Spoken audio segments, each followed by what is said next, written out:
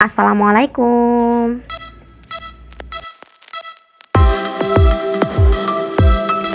Hai semuanya.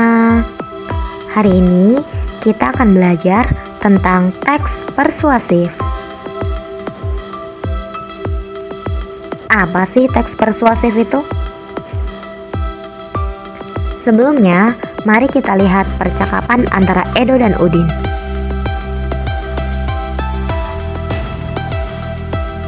Dari 4 dialog tersebut, ada persamaan di antara dialog-dialognya.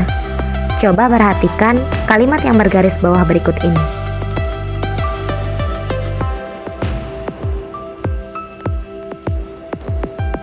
Ketiga kalimat ini merupakan kalimat ajakan.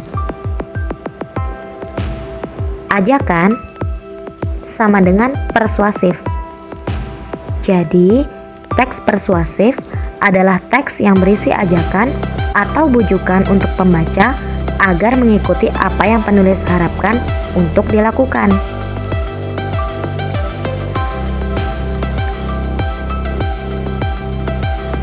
Ciri-cirinya, yang pertama, berisi data dan fakta. Hal ini dikarenakan tujuan utama dari teks ini adalah untuk mempengaruhi pembaca. Sebab itu, teks persuasif memiliki alasan-alasan yang kuat disertai dengan data dan fakta. Yang kedua, meyakinkan pembaca. Teks ini berusaha meyakinkan pembacanya untuk melakukan atau mempercayai yang ditulis oleh penulis. Yang ketiga, berisi kata-kata ajakan. Teks ini banyak menggunakan kata-kata ajakan seperti ayo, mari, lakukanlah, dan lain-lain. Yang keempat, menghindari konflik. Teks persuasif biasanya menghindari konflik agar kepercayaan pembacanya tidak hilang dan supaya kesepakatan pendapat antara penulis dan pembaca tercapai. Pendapat ataupun fakta digunakan dalam teks persuasif bertujuan untuk mempengaruhi pembaca supaya mengikuti ajakan-ajakannya. Ajakan dalam teks persuasif ada 2 macam, yaitu tersurat dan tersirat. Pengertian tersurat adalah penyampaian ajakan secara langsung, biasanya tertulis langsung di dalam teks. Sedangkan tersirat adalah penyampaian ajakan secara tidak langsung, biasanya tidak tertulis langsung di dalam teks, tapi pembaca harus menerjemahkannya terlebih dahulu. Seperti teks lain, teks persuasif juga memiliki struktur. Strukturnya apa saja itu? Mari kita bahas bersama-sama. Struktur yang pertama yaitu pengenalan isu. Yang kedua, rangkaian argumen. Yang ketiga, pernyataan ajakan. Dan yang terakhir adalah penegasan kembali. Pengenalan isu berupa pengantar atau awalan pada teks yang mengenalkan isu atau permasalahan yang akan dibahas pada teks. Rangkaian argumen berupa pendapat-pendapat dari penulis mengenai isu yang dikemukakan sebelumnya. Pada bagian ini juga dikemukakan mengenai data atau fakta yang mendukung argumen tersebut. Pernyataan ajakan berupa kalimat-kalimat dorongan kepada para pembaca untuk melakukan sesuatu. Pernyataan ajakan dapat berupa tersirat maupun tersurat pada teks. Penegasan kembali bertujuan untuk memperkuat pernyataan dan argumen-argumen sebelumnya. Di sini kita memiliki contoh teks persuasif dengan judul bahaya rokok. Mari kita lihat struktur teks persuasif berikut ini. Paragraf yang pertama. Coba perhatikan kalimat yang bergaris bawah berikut. Kalimat tersebut adalah kalimat yang menjelaskan pengertian dari isu yang dibahas, yaitu rokok, sehingga menjadi pengantar pada teks. Paragraf kedua. Perhatikan kalimat yang bergaris bawah. Kalimat ini merupakan kalimat pendapat dari penulisnya tentang rokok. Kemudian, kalimat yang bergaris bawah berwarna ungu merupakan fakta. Fakta tentang bungkus rokok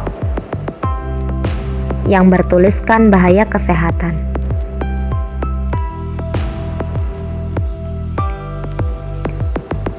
Pada paragraf ketiga, perhatikan kalimat berikut. Kalimat tersebut merupakan kalimat ajakan atau kalimat persuasif untuk menghindari rokok. Pada paragraf keempat, perhatikan kalimat ini. Kalimat-kalimat tersebut merupakan kalimat persuasif yang diulang kembali pada paragraf sebelumnya. Pada kalimat berikut, diperkuat dengan fakta. Fakta ini juga sudah disampaikan pada paragraf sebelumnya. Lalu ditegaskan kembali dengan ajakan apa yang sebenarnya diinginkan oleh penulisnya. Dari bahasan tersebut dapat kita simpulkan bahwa teks bahaya rokok memiliki struktur. Pada paragraf pertama adalah pengenalan isu, paragraf kedua adalah rangkaian argumen, paragraf ketiga adalah pernyataan ajakan, dan paragraf keempat adalah penegasan kembali. Ini adalah struktur teks persuasif.